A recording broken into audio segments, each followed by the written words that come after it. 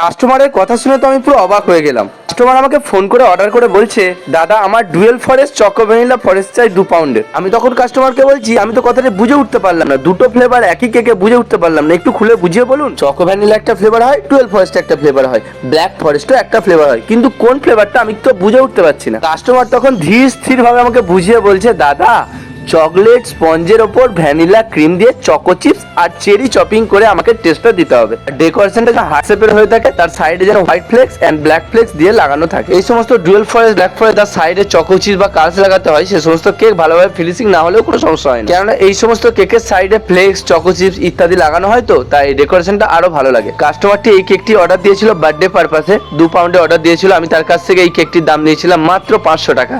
কেকটি তো এখন ফিনিশ হয়ে গেছে, তাই নিচে আমি ড্রপটা মেরে দিলাম, আর উপরে রোসের নজল দিয়ে সুন্দর করে কিছু ফুল বানিয়ে নিলাম, আর ফুলের ওপর কিছু করম চাও অ্যাড করে নিলাম।